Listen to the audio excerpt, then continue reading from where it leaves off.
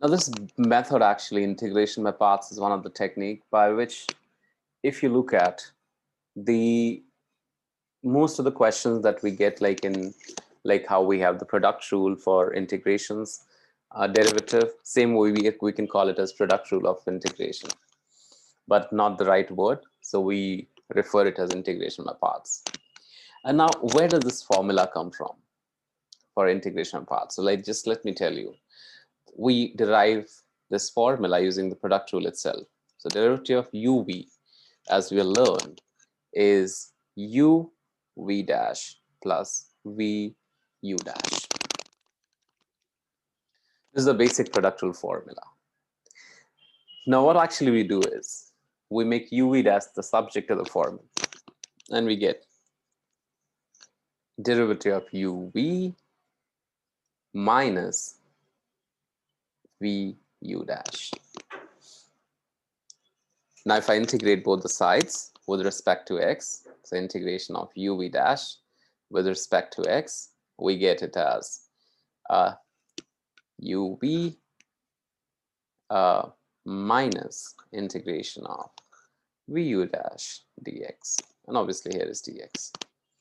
So this part actually cancels out because integration derivative, you know, it's going to give back me the original function uv and integration of vu dash dx.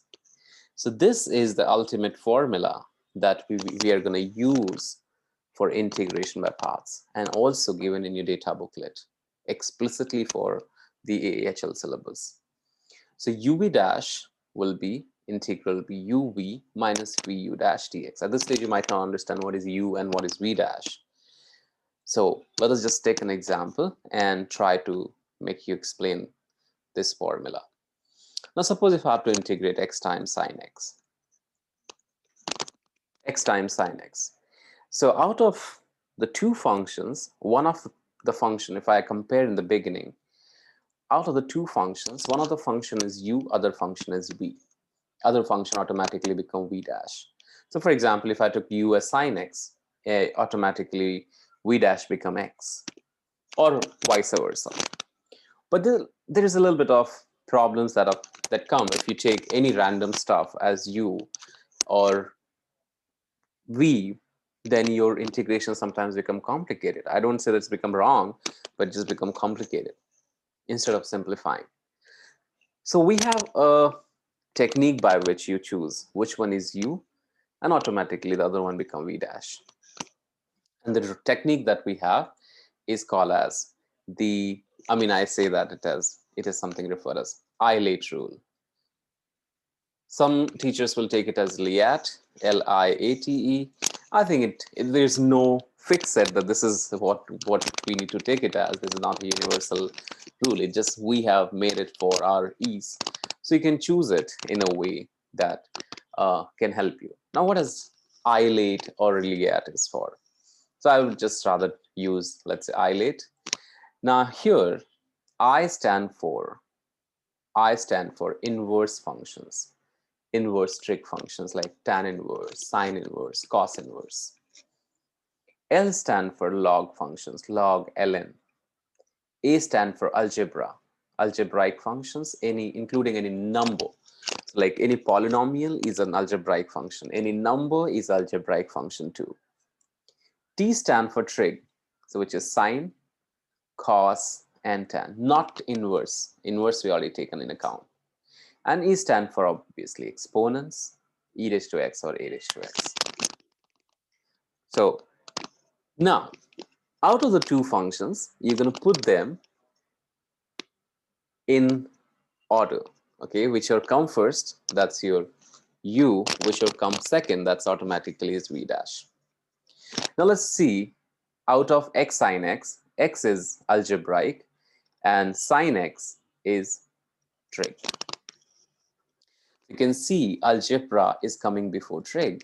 So a becomes your u, which is x become your u. So for me, u is x and v dash is automatically sine x. So u is x and v dash is sine x.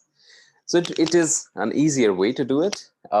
It is a way to make the things easy for us. So whichever come first out of these functions, that's your u.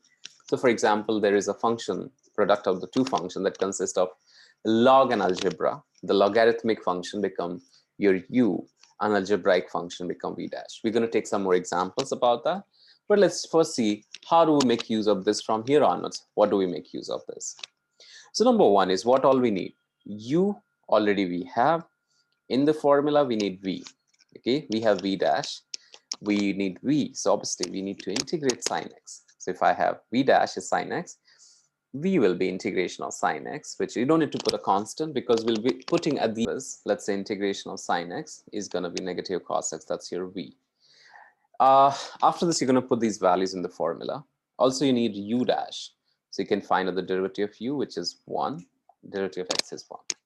So now I just put in the formula. So integration of x sine x will be uv. So u is x and v is minus cos x. So x times minus cos x minus integration of v, which is negative cos x, times derivative of u, which is 1. And then once again, you have to integrate it. So negative x cos x and minus and minus become plus integration of cos x. Cos x times 1 is cos x, so minus and minus became plus. Now integration of cos x is positive sine x, so negative x cos x plus sine x, and now you put a constant c for the overall integral. So negative x cos x plus sine x and plus c. So that's how you do the integration by parts for this particular question.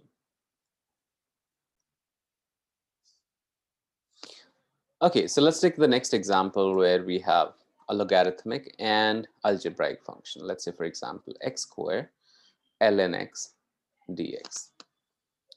Now, when you're doing integration of this, once again, you take a call. This is algebraic function, and this is logarithmic function. So obviously, log comes before algebra. So this is u is ln x. So which will come first? That's your u, and v dash automatically become x squared. What we need in the formula? We need u dash and v. So u dash will be 1 over x, and v is going to be x cubed over 3. Now, when you want to find out the final answer, it will be u v dash, x squared ln x now will be uv, which is x squared, uv, so x cubed over 3.